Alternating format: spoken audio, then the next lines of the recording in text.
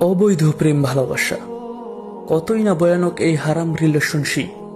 আপনি 5 ওয়াক্ত সালাত আদায় করছেন, রুটিন করে নিয়মিত কোরআন তেলাওয়াত করছেন, আপনি পর্দা করছেন, রাসূল সাল্লাল্লাহু আলাইহি ওয়াসাল্লাম এর সুন্নাহ মেনে চলছেন, নিয়মিত কতই না দোয়া করে যাচ্ছেন, আর এর পাশাপাশি আপনি কন্টিনিউ করে যাচ্ছেন একটি হারাম রিলেশন অর্থাৎ জিনা, যা হচ্ছে কবিরা গুনাহ। তওবা ছাড়া এর কোনো ক্ষমা নেই। স্বয়ং আল্লাহ তাআলা জিনার ব্যাপারে বলেছেন, আউযু বিল্লাহি মিনাশ শাইতানির রাজিম, লা তাকরাবুজ জিনা, অর্থাৎ তোমরা জিনার দ্বারে কাছেও যেও না। আর আমরা জিনার দ্বারে কাছে না, জিনার আষ্টে পৃষ্ঠে জড়িয়ে আছি।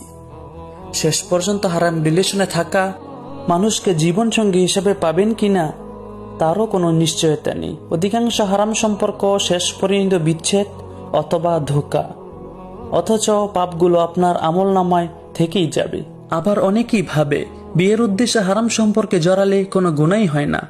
ভাই, হজ কিংবা কোরবানি করার নিয়তে কি চুরি ডাকাতি করা জায়েজ আছে? যদি এটা জায়েজ না হয়, তাহলে তুমি কি করে ভাবো বিয়ের উদ্দেশ্যে হারাম সম্পর্কে জড়ালে জায়েজ হবে? আবার অনেকেই ভাবে বিয়ে করে নিলে হারাম রিলেশনের গুনাহ মাফ হয়ে যাবে।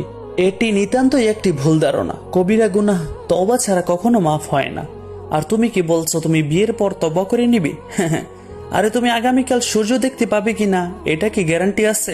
চোখ বন্ধ করার পর আর নাও তো খুলতে পারো।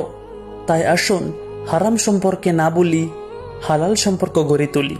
তো আবারও কথা হবে পরের কোনো ভিডিওতে। ভালো থাকবেন, সুস্থ থাকবেন। আসসালামু আলাইকুম।